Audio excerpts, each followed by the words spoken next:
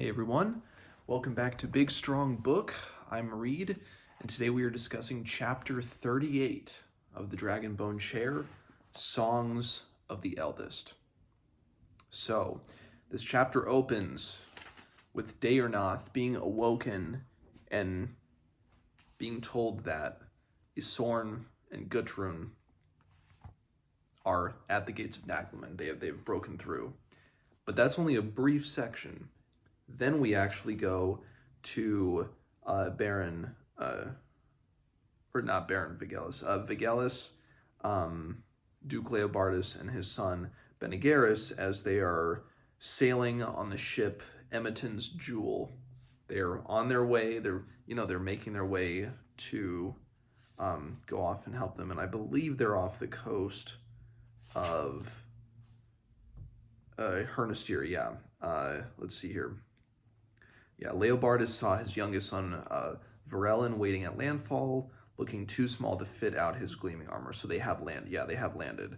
While he surveyed the gathering Nabonai forces as if his father might have held him responsible for any slipshod formations among the milling, swearing soldiers. Several of them pushed past him as unconcernedly as if he were the drummer boy, cursing cheerfully at a pair of horses who, frightened by the confusion, had leaped off the gangplank into the shallow water, taking their handler with them. Varellin backed away from the splashing, whinnying chaos, his forehead wrinkled in a frown that did not go away even when he saw the Duke step from the grounded boat and wade the last few paces to the rocky shore of Hernastir's south coast.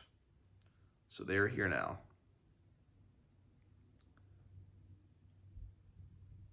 And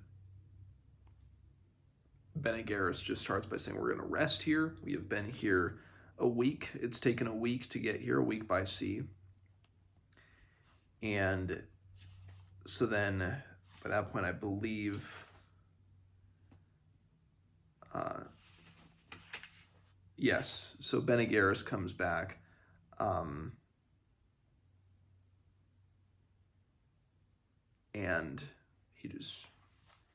Leobardus is a little confused. He just says, what took you to town? Benegaris says, news, sire, and basically, Benegaris just confirms for his father that Luth is wounded and has fallen back to the mountains. Scully controls Hernesadrak, but is not the armies to extend himself any further, not until the Hernastirmen and the Grand Spog have been subdued. So the coast is yet free, and all the ground this side of the Ach Samrath, Nadmalak, Cumne, all the river lands up to Iniskrich. And so Leobardus makes the decision, we are not going to try to go all the way up to Naglman. As he terms it, we're going to try to break the lower siege, so that they're going to try to break Scully's armies and free up the Hernastirmen, free up Luth, and then turn their attention forward. And then, again, because this section of the chapter is from Leobardus' perspective, it says he weighed the plan, Leobardus did, and liked it. It seemed to him something his brother Chimerus might have done. Swift, forceful, a stroke like a snapping whip.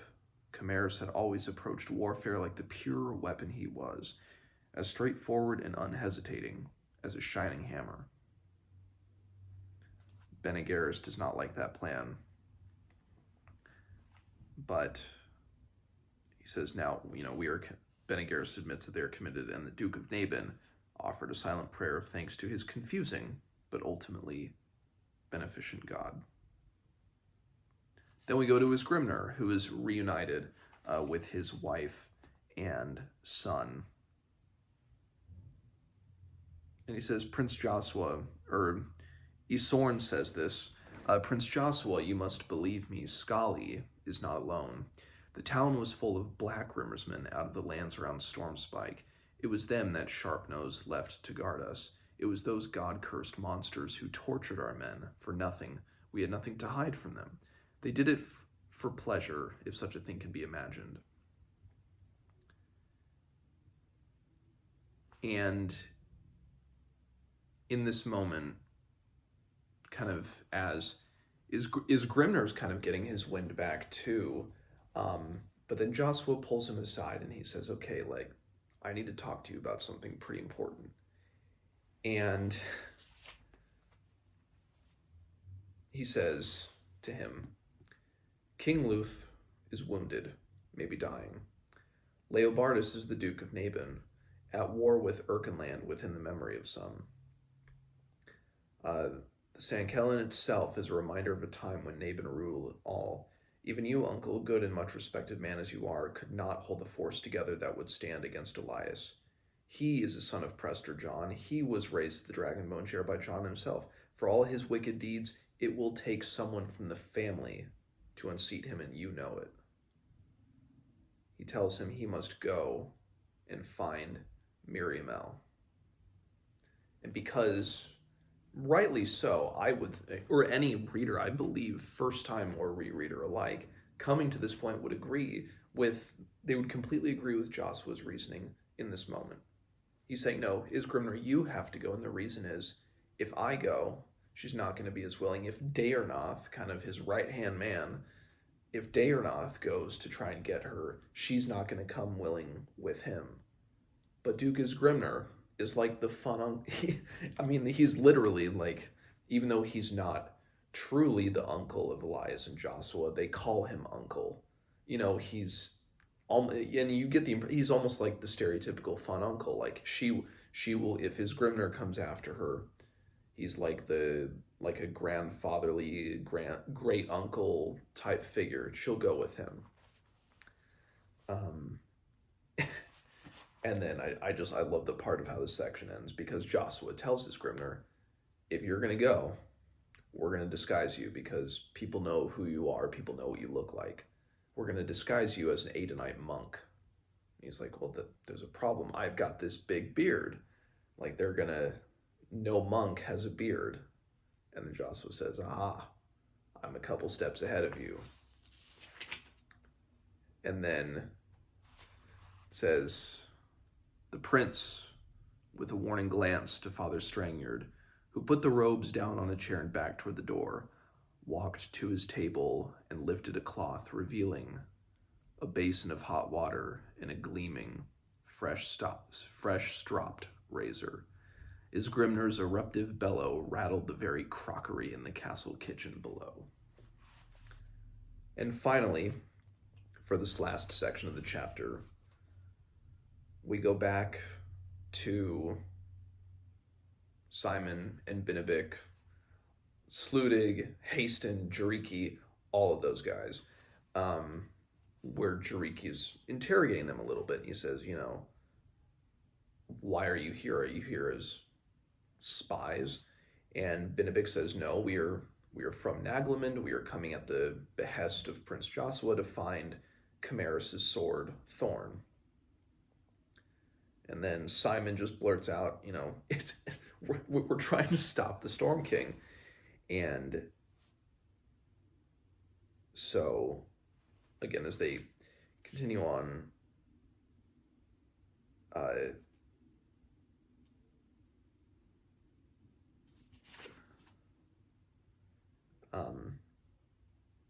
they kind of, the Scythi make peace with this idea and are able to kind of bridge things over, and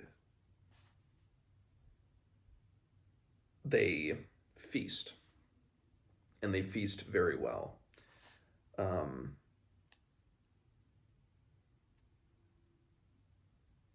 It's kind of funny because Sludig, I believe, wants to toast to the Scythi, even though he was so against them going there. And what's interesting, I just liked this because Simon, during this feast, his mind kind of wanders and he notices Jariki. And it says, it was difficult, Simon thought, to reconcile this confident, clever being with the maddened creature he had found in the Cotsman's wire. Still, when Jariki turned his head a certain way, or flexed his long-jointed fingers, it was possible to see again the wildness that had frightened and fascinated.